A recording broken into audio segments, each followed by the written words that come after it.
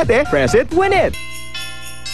We are back sa isa na namang very special Christmas episode na hatid namin sa inyo. And today, mga basketball idols ang kasama nating magbibigay ng kakaibang regalo sa mga bata, hindi ba, tatay? Dahil nagbigay sila ng kakaibang basketball workshop sa team ng Lopez Haina Mix. Naku, ano kaya mga nangyayari dito? Gusto ko nang malaman, tatay.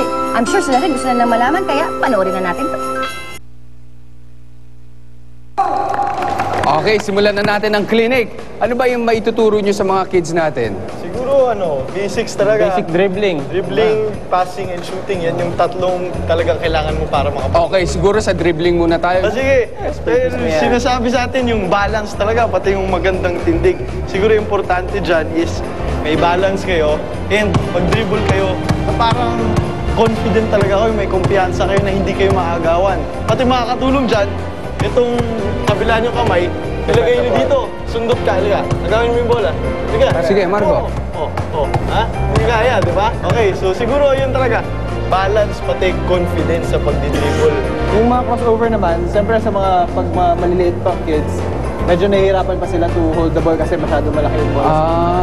Pero yun nga, yung basic lang naman is, titingnan nyo lagi kung kailan nakatataas yung tuhod ng defender nyo. Pagka tumaas yung tuhod ng defender nyo, titingnan nyo na kung saan sila na off balance. Kung nasan yung balance nila, sa kabilang side kayo pupunta. Ikaw, try mo. Nandiyan mo, Jay. Sige. Dribble yun. Yun. Okay, yun ang tinatawag na crossover. Yes. Ako share ko lang yung basic na pag-shoot. Ito yung alam ko lang. So, hawakan mo yung bola ng ganyan, tapos bend your knees, tapos follow through. Yeah. Perfect, bakit meron talagang mga ang galing shumut, meron iba naman parang antigas? Meron kasi talaga mga gifted na talagang shooter. Kasi yung iba talaga nakukuha sa practice. Marco, subukan mo nga yung pag-shoot na naka-bend your knees. Square ka, square. Oh. Yeah. Anong ibig mong sabihin pag nag-square? Parang yung sa dribbling kanina, nakaganyan. Okay. Di ba? Oo. Ito na, parang sa side.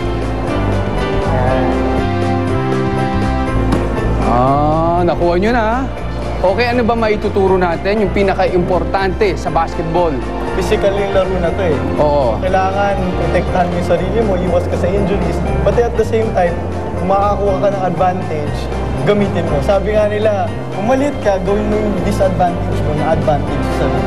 Pakita mo na may puso ka. Kahit na masaktan ka, defense pa rin. Parang gano'n. Kailangan papakita mo na matapak ka. Kasi once na pinakita mo na takot ka doon sa kalaban mo, lalo ka niyan gagawin. Okay.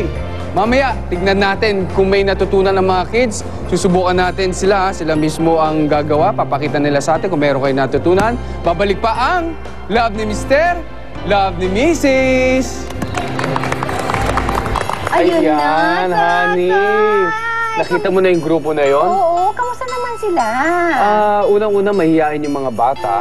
Tapos napansin ko sa kanila, kulang sa nutrients. Talaga? Oo, kasi ang liliit ng buto nila eh. Mga payat? Mga payat. Pero maganda sa kanila, honey, yung teamwork ng basketball team nila, hindi lang sa loob mismo ng team, kundi sa labas din ng basketball nangyayari yung teamwork. Kasi tinanong ko kung nagtutulungan ba kayo pag may problema ang isa't isa.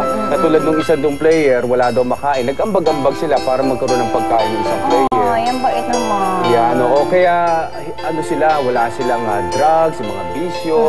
Maganda talaga pag nai-introduce yung mga kabataan sa sports, di ba? Anyway, tatay, bukod sa basketball clinic, may dagdag saya pa tayong ibibigay sa mga kids ng Lopez Haina Mix. Dahil meron tayong special gifts para sa kanila na sigurado ikatutuwa nila. Aalamin natin yan sa pababalik na Love ni Mister, Love ni Mrs.